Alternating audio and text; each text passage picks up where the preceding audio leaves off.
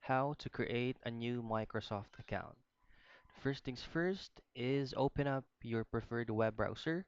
Now for this tutorial, I'm going to be using my Google Chrome.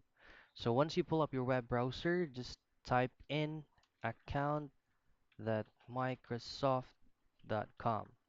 Now hit enter. Now once you're here, if you don't have a current account yet, this will be your interface. Right now, all you have to do is just click on sign in, the blue button right there.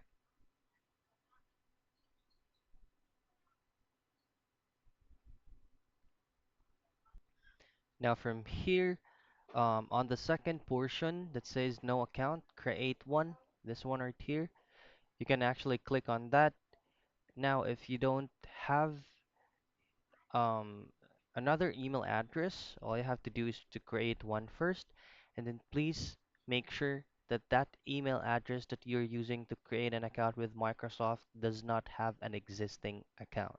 So if you don't have another or a different email address that doesn't have a Microsoft account yet, um, just go ahead and create a new one right here, get a new email address. So once you have created a new email address, just simply type in here and make sure that the email address that you created is currently logged in. Once you have input or entered your email address here, and then you click next, it will prompt up, or there will be a captcha that will prompt up. Just a short captcha that you have to, participate in it for you to be able to successfully create an account.